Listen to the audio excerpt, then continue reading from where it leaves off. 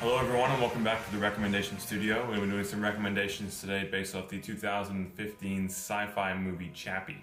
Chappie was directed by Neil Blomkamp, of whom has come up with some really unique, really original, really interesting sci-fi movies in the past. I didn't actually rate this one as highly as I did rate his other two feature films, simply because I felt that the other two had a little bit more enticement in terms of character development and overall storyline. But with that in mind, I still thought it was a solid, enjoyable, definitely a fun sci-fi movie worth giving a shot. The voice for Chappie is Sharlto Copley, of whom I actually think is one of the best upcoming actors that we have to look forward to. Elysium is a really gory sci-fi movie of which stars Matt Damon and Sharlto Copley. Throughout the film, I would say that the highlight performance for Elysium was definitely Sharlto Copley playing the antagonist.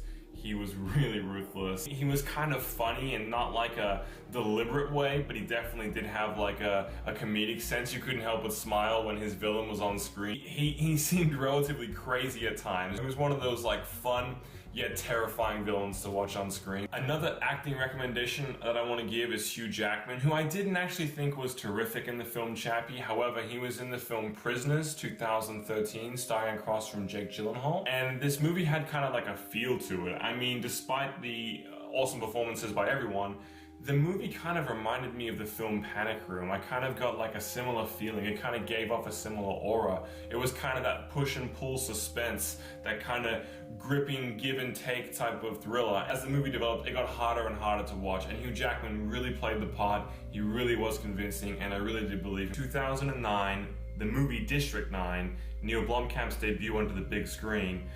It was a low-budget film, and I feel like a lot of people went in with low expectations and were really surprised. I gotta be honest with you guys, it's pretty gory, it's pretty gritty, it's pretty unconventional. The film has this really unique way of telling a story. Like, honestly, it was like nothing I'd ever seen before. It was a combination of live, actual, genuine footage, Super 8 handycam footage, interviews of which were to tell the storyline. He'd interview several characters and have them explain from their point of view what they think happened, and then he also used security footage. Unfortunately, Neil Blomkamp doesn't have a massive amount of films out there yet, although I'm sure he has plenty of great ones to come.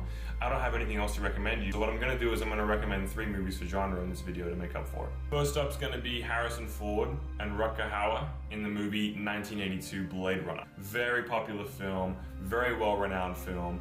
But I've actually spoken to several people in person who said that the reason that they're put off from watching it is because they feel as though a 1980s sci-fi is not going to be visually appealing enough for them to enjoy it. Please don't be one of those people. For a 1982 sci-fi, the movie looks outstanding. I could seriously pass off Blade Runner for like a 2003 flick, and most people wouldn't know it. If I just told them, oh, this is early 2000s, they'd watch it and they'd believe it. Blade Runner was really unique. It was really, really before its time.